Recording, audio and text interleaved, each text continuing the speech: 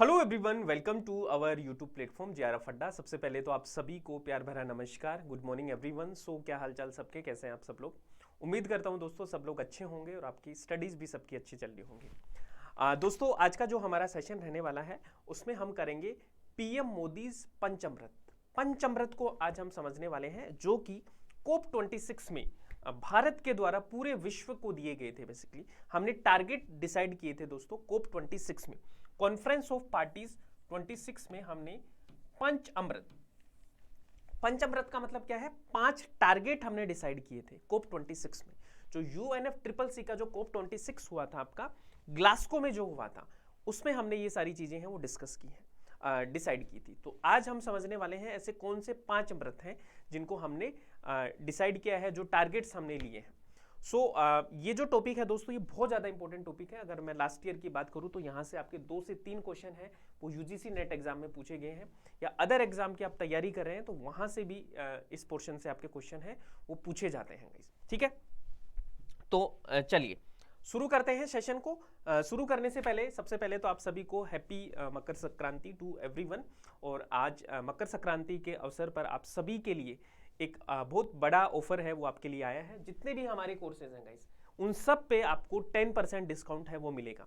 आप चाहे test series लीजिए, चाहे आप कोर्सेज लीजिए, इन सब पे आपको 10% ऑफ है वो मिल रहा है। तो जो भी स्टूडेंट फाउंडेशन कोर्स को ज्वाइन करना चाहते हैं, क्रैश कोर्स को ज्वाइन करना चाहते हैं, या टेस्ट सीरीज को ज्वाइन करना चाहते हैं, तो आप सभी के लिए 10% ऑफ है, इसका फायदा उठाओ।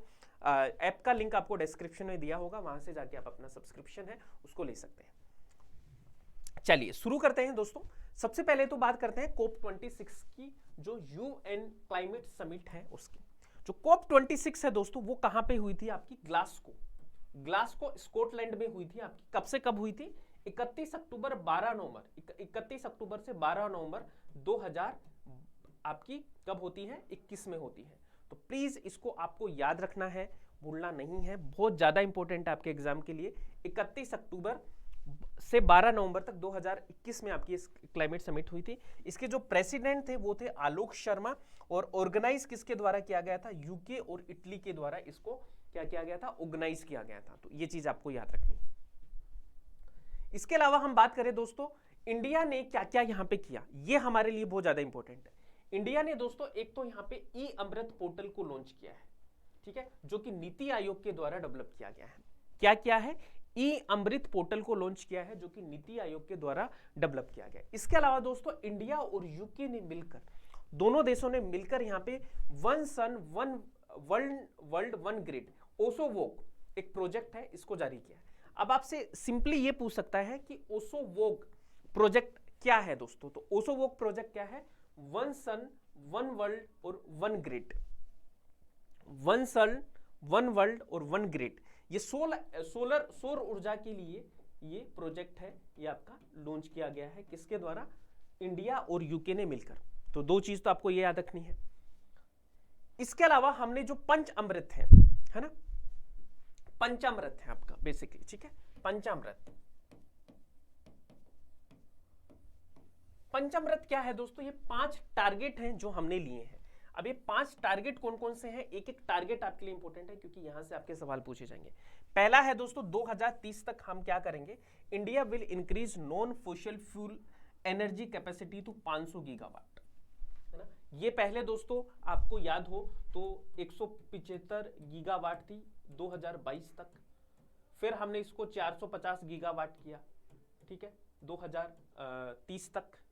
अब हम इसको 500 गीगावाट पर लेके आ चुके हैं 2030 तक, ठीक है। तो ये एक टारगेट है आपका पंचामृत का कि 2030 तक हमें 500 gigawatt non fossil fuel energy capacity उसको डेवलप करना है।